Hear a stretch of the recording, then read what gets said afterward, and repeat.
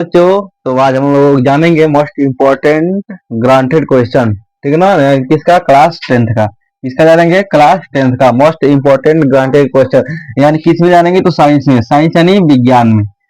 ठीक ना? ये आपके यूपी बोर्ड के बच्चों के लिए, ठीक ना, यूपी बोर्ड के बच्चों के लिए, ठीक ना बाबू।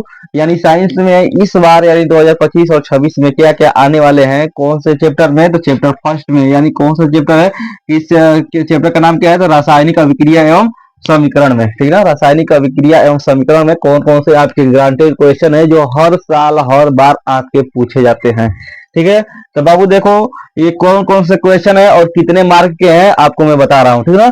देखो पहला क्वेश्चन है आपका, रासायनिक अभिक्रिया किसे कहते हैं और क्या ये कितना मार्क का है? तो 2 और 3 मार्क का है। जो ये आपका रासायनिक अभिक्रिया का है, रासायनिक अभिक्रिया किसे कहते हैं, ये हर साल आता है। कितने मार्क में? 2 या 3 मार्क में आता है। ठीक ना? इसलिए क्या है, बहुत मोस्ट इंपॉर्टेंट क्वेश्चन है। ठीक है ना? इसको आप लोग याद ही करके जाइएगा। ठीक है ना? और देखो दूसरा है आपका, रासायनिक समीकरण किसे कहते हैं। ये कितना मार्क का है? तो 2 मार्क का है। ठीक ना? ये पूछ भी सकता है, नहीं पूछता है, लेकिन ये क्या है, ये क्या है आपका, ये मतलब 1 नंबर में, कभी 2 नंबर में ये पूछता है। ठीक है? और देखो ये तीसरा आपका है, संतुलित रासायनिक समीकरण क्या है। ठीक ना? ये हमेशा यानी हर साल 2 या 3 मार्क्स में पूछता है। ठीक ना? कि रासायनिक संतुलित रासायनिक समीकरण क्या है। ठीक है? और चौथा क्या है बाबू? चौथा क्या है देखो, तो असंतुलित रासायनिक समीकरण क्या है, ये हमेशा 2 मार्क में पूछता है। ठीक, पांचवा क्या है, तो रासायनिक समीकरण को संतुलित क्यों किया जाता है और इसकी विधि क्या है।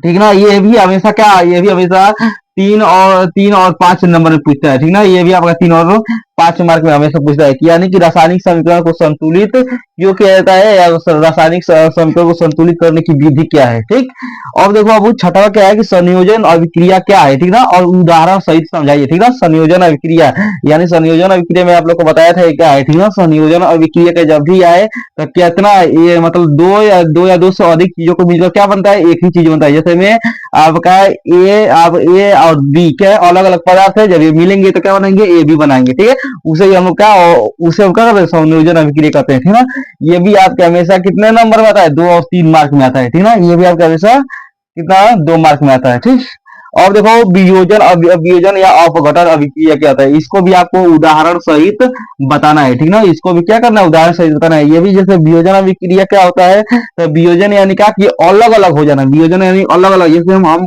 संयोजन में क्या बताए थे, ए प्लस बी यानी 2 अलग अलग चीज मिलकर एक पदार्थ बना रहा है, एक नया पदार्थ बना रहा है। तो वियोजन में क्या होगा कि एक पदार्थ से जो पहले से बना हुआ है उसको क्या करना, अलग अलग करना, यानी ए प्लस बी में, ठीक ना, ए प्लस बी में बांटना। ठीक ना? इसे हम क्या कहते हैं, वियोजन या अपघटन अभिक्रिया कहते हैं। ये भी आप लोग क्लियर कर लीजिएगा, तैयार कर लीजिएगा। और देखो विस्थापन अभिक्रिया, ठीक ना, विस्थापन अभिक्रिया क्या है, और या उसको उदाहरण सहित तो समझाइए। कितने मार्क का है, तो बाबू 2 मार्क का है। इसमें क्या होता है बाबू, तो समझो। इसमें आपको क्या होता है कि विस्थापन अभिक्रिया में जब क्या क्या होगा कि ए प्लस बी सी, तो क्या होगा कि जब जो ए अलग क्या, ये आपका जो अधिक जो क्रियाशील इसमें जो तत्व होते हैं वो अपने से क्या करते हैं, कम क्रियाशील तत्व को अलग छाट देते हैं, क्या कहते हैं, अलग कर देते हैं।